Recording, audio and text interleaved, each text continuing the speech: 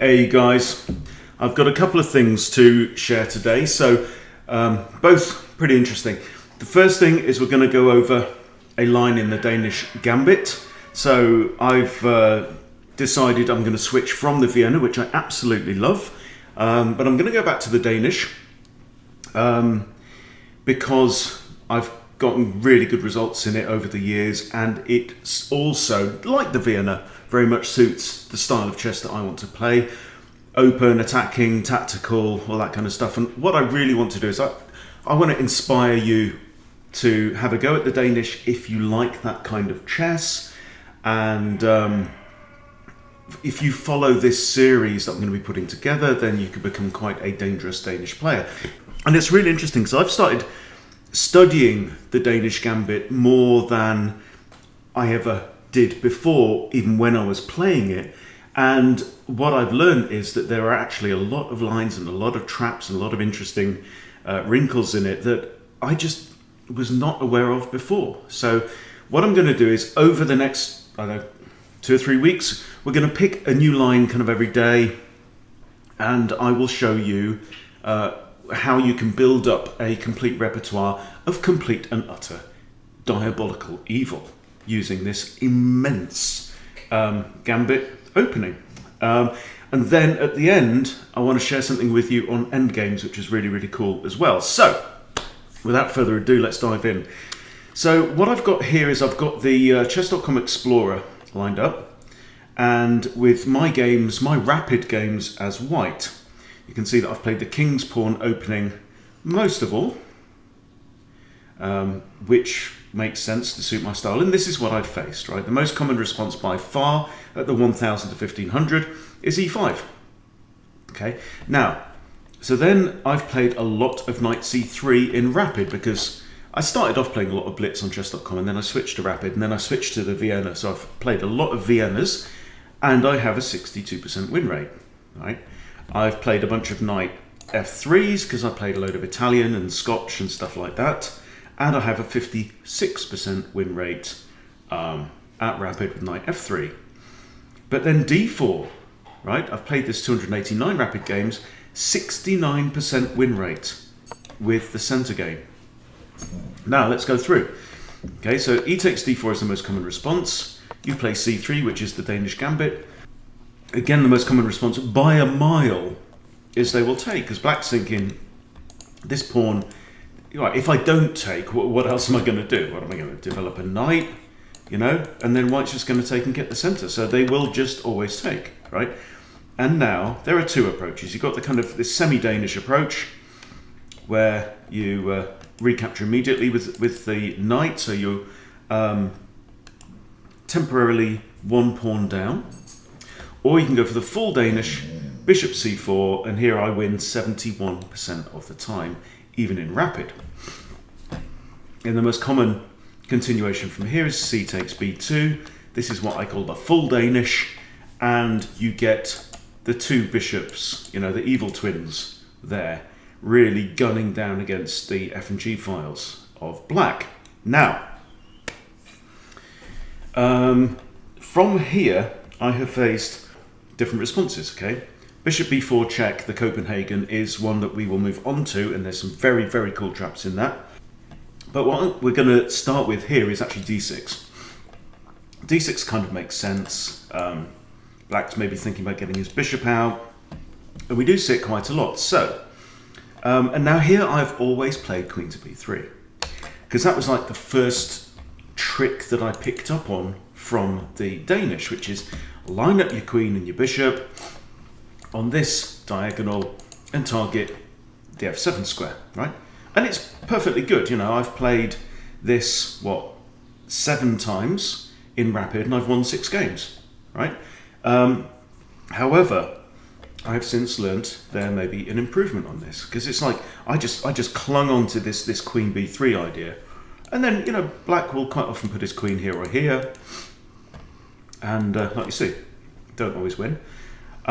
So let me look at this on Lichess. So this is the players database on Lichess. We've got it set to blitz and rapid and 1600 to 2000 kind of range, right? And so here you can see, yeah, bishop b4, the Copenhagen defense is the most common. Knight f6, and then d6 is actually the third most common approach. Now, if I click on that, you'll see, so we're looking for like queen b3, and queen b3 is fairly popular. It's been played nearly 10,000 times with a 63% win rate for white, which is all good. But actually the most common continuation from here is knight to f3. Now, so I'm going to show you a couple of games now. Right, the first one is from the full Danish, from here, okay, and black plays d6. Now here, my opponent, I have to say, is rated under 800, okay, so this was a blitz game, and he gets absolutely slaughtered in less than 20 moves, but the point is, this is an interesting game where I play queen to b3, okay, and then we're going to look at an improvement over this, or possible improvement. It's you be the judge, you know. So obviously we're targeting this. So if bishop is allowed to take here, we have the king in check, but then also, let's say the king moves, which he has to do, we can then actually grab the knight for free, because if rook recaptures, queen captures rook. So we're in a winning position already. Okay, so obviously the queen is going to come to one of these two squares to defend this pawn. Okay, so the queen goes there. And now knight to c3. This is very common. When the queen comes out in the Danish, very often you'll want to bring your knight out. Reason is, just as we see very often in the Vienna, with this Vienna knight on c3, you're going to want to come into d5, hit the queen, and possibly even target c7 as well. Right, so my opponent here pushes b6. The only reason I can think of for that is to fianchetto this bishop and add more pressure on that. So right now he's got one attacker on the e4 pawn. Maybe he wants to add two. I'm not sure.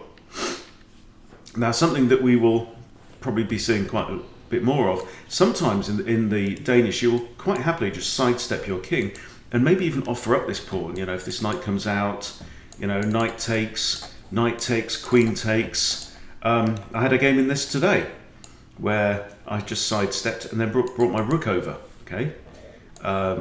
They blocked with a rook, but in the end, they were completely taken to bits. So, knight to f3.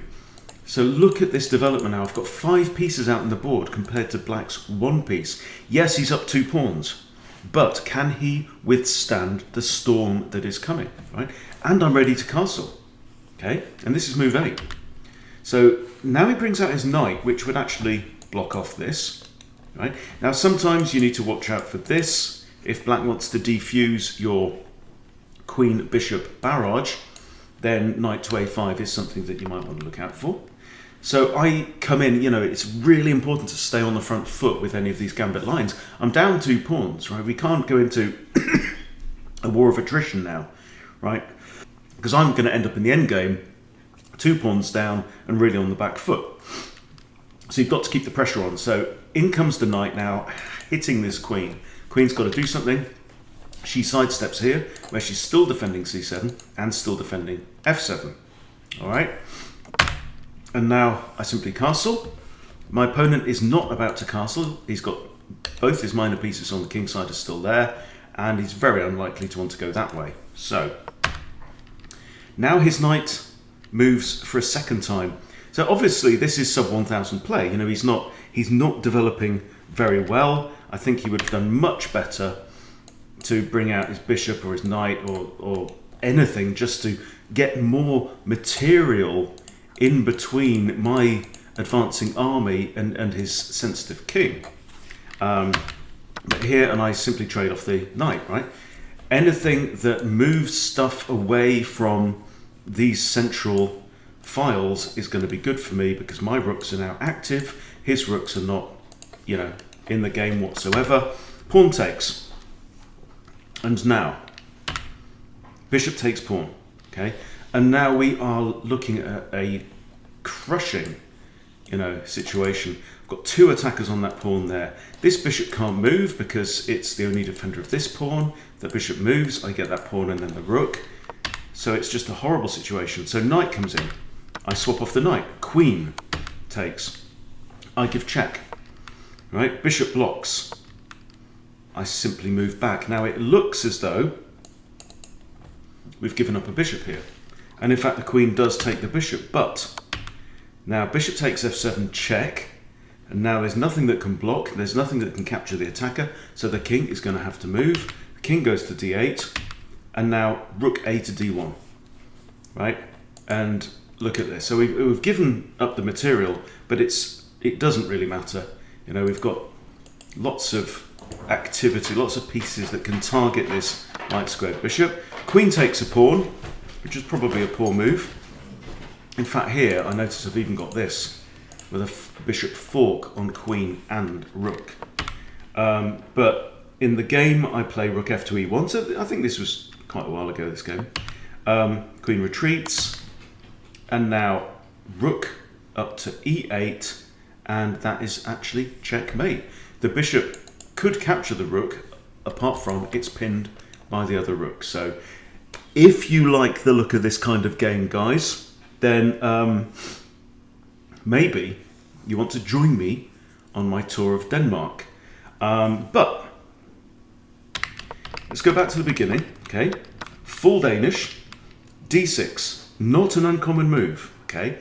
And I've always played this, as we saw in Rapid. I've always played queen to b3 because I was kind of stuck on that move. But is there something more interesting? Now, as we saw on Lichess, knight to f3 is actually quite common. You think, well, knight to f3, that kind of looks, I don't know, maybe a bit safe and boring and not really in the spirit of the Gambit thing. But let me show you this game. Now, this game is actually from 1941, and it's from somebody known only as Bernhold against Mark Kreutzahler, rated 2131. So this is from the Masters database, and it's, I think, the only example of this particular trap, but I can assure you that you get to play this trap an awful lot more at the lower levels.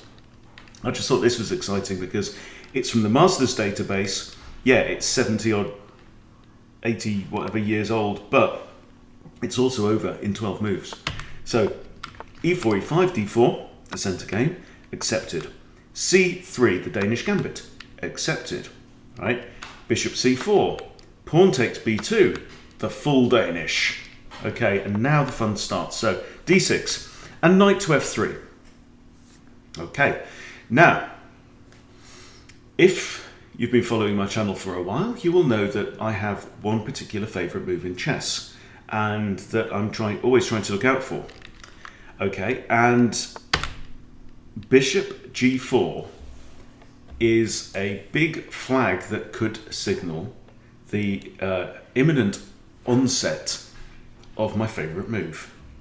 Alright, so you can pause the video if you like and try and figure out what is the continuation for white. This is a very logical move, you know. Throwing a bishop out into the board, you get to develop, you get to pin a knight on the queen. Right? Now, if at any point you see this pattern, bishop pins knight on queen, and we have a bishop looking at Freddie, then you should always ask yourself this question: is it on? And in this case, it's on, right? My favourite move in chess, bishop takes f7, check. Okay? Now, you might think, well, this surely just drops a piece. And yes, the king takes the bishop, but then you have the stunning knight to e5. Now, you can't play knight to g5 with check, because queen just takes the knight, right? But you're thinking, well, knight to e5, you know, the pawn can take. Well, look, if the pawn takes, the queen falls. So this is a bit like kind of the ICBM Gambit, or there's also a line that we've seen in the Caro-Kann fantasy that's very similar to this as well, okay? King's in check, and you're forking the king and the bishop, okay? Pawn can't take, or the queen is lost. So the king has to move. King retreats back to there. Knight takes g4, all right? And now we're still actually down a pawn, but key thing is, look at his development, or where his development should be. He hasn't got none. He's got nothing, right? All his junk is still on the back rank. Yes, we've got 2 pieces out on the board. That bishop is actually quite evil, and we are ready to castle. And guess what? Black can't, because he's moved his king, and he ain't going to be putting that king anywhere safe anytime soon, and he ain't going to be activating these rooks anytime soon. So now it's time to step on the gas and cause as much trouble as we can. Black develops his knight to f6. White, Bernhold, trades off the knight, okay, giving black unpleasant double pawns. He can't recapture with the queen, because look at this bishop, right? This pawn is now also pinned, because otherwise the bishop will take the rook. Queen h5 check. Boom, I would say, wouldn't you? Okay, and this is looking particularly nasty as well. And after Bernhold's next, Mark Kreutzahler actually resigns the game. He takes on there. Stunning, right? So if king takes here, I mean, you know, I guess we can figure out why did Kreutzahler resign. Yeah, if king takes here, we could even analyze it. Can we analyze it? No, it doesn't offer me an analysis. But let's figure it out. Okay, oh, what?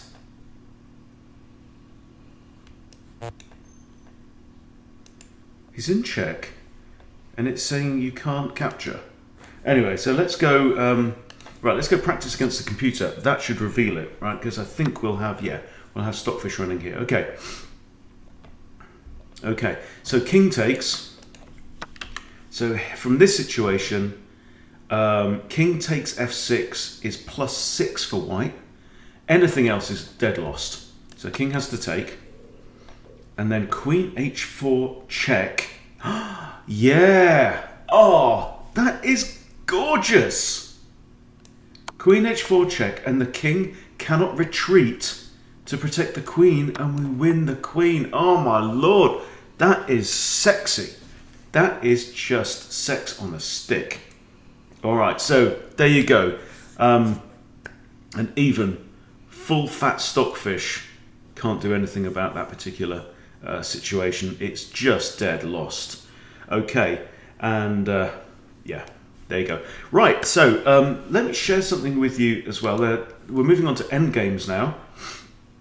And this is a game that I played in the last couple of days. My opponent's rated 1450, so am I. And we find ourselves, I'm playing the Alekhine or Yekin, and I end up losing a bishop because of a tactical miscalculation, okay? And so I've got 7 pawns. My opponent has 6 pawns, but he has an extra bishop, so he's +2 in material. And considering there are pawns for both sides on both edges of the board, a bishop in the ending should prove decisive, okay? Now, fortunately, I have been trained somewhat in endgames. So let me take you through the continuation from here, right? White pushes his pawn forward. Obviously, he just wants to remove pawns off the board. He wants his rook to lay waste to my position. We trade off pawns, and now I push Andy, right? I really, really do not want to take here and bring his rook in, because that pawn is just going to fall, okay? So I push the A pawn. His rook now wants to come in. Where does he want to go? He wants to go there with check, right? My king can't go here. My king would be forced onto the back rank, okay? Not very nice. So rook e7. So I'm preventing this move. So now, yeah, his rook could come in there and get swapped off. He can't come in there, right? What does white do? Rook c7, okay? And now we trade. Now we're in a situation where his rook is gone, okay? His only remaining piece is, apart from this king, is a bishop, okay? Now the thing about bishops is they can only land on one color on the board. So if I just put all my stuff on light squares, this dark squared bishop is going to find itself a little bit impotent, okay? So Andy off to a4. Bishop comes up here. So here's what he's looking at. He's looking at, right, where's Andy going to have to cross to get to the promotion square, which is there. Okay. Now the bishop's thinking, well, I can come here and guard this, or I can come here and guard this. Okay. So I've got, and Andy's covered. Right. However, in comes my king. Right. Very important to activate your king quickly. Get it towards the center of the board very often in endgames. Okay. He moves his bishop there where it's guarding the promotion square. It's also protecting this pawn. Okay. My king comes back, zigzagging. By the way, you can zigzag a king. It's no slower than moving in a straight line either. So now he activates his king, but he's a little bit slow to react. My king comes in, and how is white going to defend this pawn and prevent the advance of the Andy? He ain't. Okay, king comes into b6, king comes across, he loses his b pawn, right? King comes up. I move my king to c4. Right now we have opposition. His king cannot advance forwards up the board. So he pushes a pawn and b5. He pushes a pawn. b6 hits the bishop. Now the bishop has to move. Bishop retreats into the corner.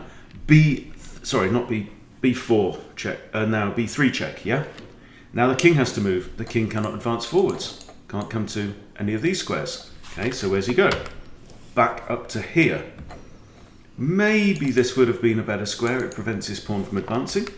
But now Andy comes in. a3. And look at this bishop. This bishop is completely blocked off now by this pawn. Can't go there, right? Legally. Can't go here because king takes. Can't go here because pawn takes. So he pushes a pawn. What else has he got? And b2. And the bishop, guys, is stuck. Now, here comes the important thing. So we've been studying endgame strategy with Craig in the advanced group for Chess Bootcamp Live. We are week 3 today, so we've had 2 weeks of training with the advanced group. So this is like 1250 upwards, right? So I'm attending these groups. It's fantastic. And I have learned, basic bottom line, I don't think I would have won this game, okay, if it hadn't been for these groups now, and for that training that I've got of Craig. So the point of mastering endgames is this. And this is why Craig, who's 2000 rated rapid, this is why Craig has explained to us why he's starting with endgames. And this is the same as the Soviet school used to do. They used to take these little kids, they used to get them absolutely evil on the endgames, because if you know that you are rock solid on your endings and watertight, yeah, then you can be able to look at a position like this, for example, and go, black wins. Okay?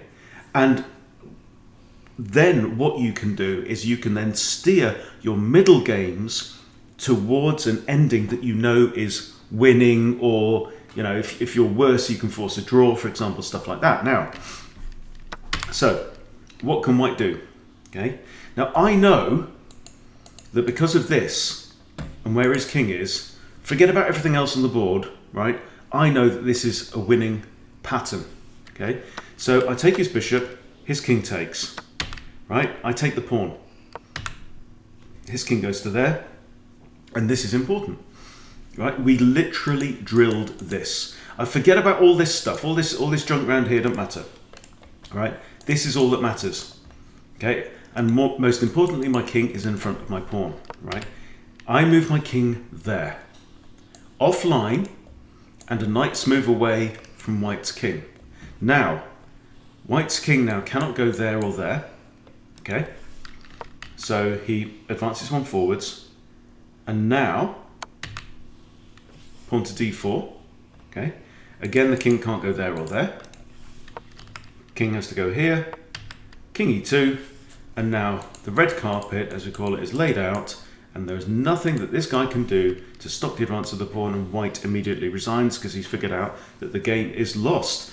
So from a whole bishop up, right, he's gone to a lost position with 3 minutes 51 left on the clock. So very, very satisfying, and it really is a good feeling when you can convert what looks to be an absolutely horrible position like that and squeeze a win out of it. But that is the power of knowing even the most basic endgame patterns, of which this is just one of the ones that we've covered on there. So if you want to master your endgames live, right, in a group and really learn it, it's so much more effective than for the vast majority of us than getting a book. I mean, I've got Dvoretsky's endgame manual, and honestly, it sends me to sleep within. I can't get beyond 2 pages at a time. I'm just not somebody who studies like that. I would much rather work from videos, or even better, to figure this stuff out live. So what we do in the live sessions is that we will, Craig will set up a position on a live board where we can interact on the board, and we'll put someone in the hot seat and say, right, can you finish this off? Okay, figure it out. If you make a mistake, you back up. And that's the key thing. That's the key thing to advancing at chess. You can watch all the videos in the world which tell you how to think, how to do something, how to manage a particular opening, right? You can watch all you like, but that's a completely different animal to being able to apply it in the moment when you are over the board, right? In real time. So what you really need to do in order to progress as quickly as possible is to use a coach who can catch you, can help you catch that, what have you missed? At the moment that you miss it. Okay, and then go, right, okay, now do it again. Try it again. Okay? And you do it, and then you can go back and you can drill it, and then it's in there, right? Academic knowledge, theoretical knowledge is fine, but it doesn't mean that you can actually use it, right? The way that you really learn something in a practical way, right, is to do it live so that you can catch that, like I say, exactly in the moment. So what have I missed? Okay, right, I see, now I see, right? And it goes in. There's just something magical about it. There's something completely different to sitting back and passively trying to learn something. It's active learning, guys, absolutely critical. So if you haven't heard about Chess Bootcamp Live, we're running, we're starting off in February with our pilot. So we're running 4 sessions a week. So we've got a foundation group with Christina, that's like sub 750. I'm doing the breakthrough group, 750 to 1,000. We've got James, who's 1,800 rated, doing like 1,000 to 1,250, and then Craig is 2,000, taking the 1,250 plus. But the more people that join, the more sessions we will be able to run. Okay, so, and of course everybody gets access to all the recordings of all the sessions, plus you get to sit in live and observe any of the live sessions, even if it's not in your particular band. You're welcome to come and sit there and watch and everything else, but the sessions are kept so that it's the students who are in each particular 250 point band who get to go on live, on camera, on audio if they wish, and to participate that way. So it's absolutely fantastic. It's going really, really well. So I think right now we've got 40 people signed up, so we're running 4 sessions a week. The more people sign up, the more sessions we will do, right? And the more sessions we do, the more of the clock, the more of the world clock we can cover. At some point in time, we might be running sessions 7 days a week, multiple times a day. Who knows? Maybe it'll be a 24/7 live chess cafe where you can drop in and learn some stuff and practice some stuff and interact with the chess community. It's just brilliant, and it's something completely new. And if you want to be part of it, then go along to chessbootcamp.club, and if you're still in the month of February, you can use the code CBCFriend, and you'll get monthly access for $39 instead of $49. So that's just a little bit over $1 a day. And like I was saying, that's for 4 sessions per week. But hopefully as well, if you join, a lot of other people join, that's just going to keep climbing.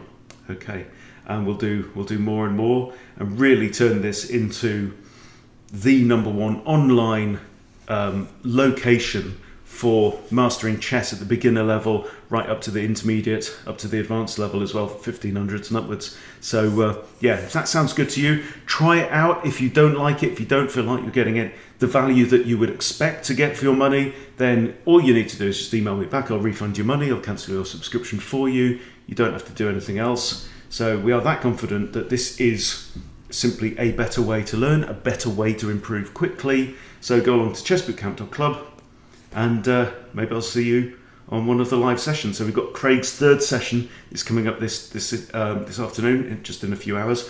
I'm very excited. Okay, and yeah, please join us. Please join us. Let's do this together. Let's work together. Let's train together live because it's brilliant, guys. Okay, see you soon.